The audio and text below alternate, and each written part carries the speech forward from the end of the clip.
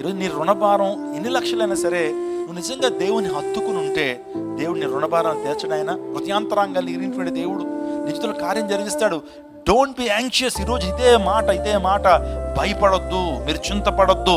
చింతించడం ద్వారా మనం నీ హైట్ ఏం పెరిగిపోదు, నీకు ఇంకా బీపీ పెరుగుతుంది, థైరాయిడ్లు వస్తాయి తప్పించి చింతించడం ద్వారా ఏమీ కలగదు. ఆ చింతించడం మానేసి ప్రార్థన చేయి. Don't be anxious for anything, instead pray for everything. చింతించి మీ ఆయన గారిని శ్రమ పెట్టొద్దమ్మా, ఆయనకి టెన్షన్. లేకపోతే నీ భార్యని ఏం చేయొద్దు, ఆమె టెన్షన్ లో చింతించొద్దు. మొదట ధైర్యంగా ఉండండి, ప్రభు నీ పక్షాన ఉన్నాడు, ఆయన కార్యం చేస్తున్నాడు. నేను ఒక నూతన క్రియ జరిగించున్నాను, అది ఇప్పుడే మొలుచును. దాని గురించి మీరు ఆలోచింపరా? ఈ యొక్క లైవ్ లో వీక్షిస్తున్న మీ జీవితంలో దేవుడు ఒక మాట చెప్తున్నా, I'm going to make a new covenant. అది ఇప్పుడే.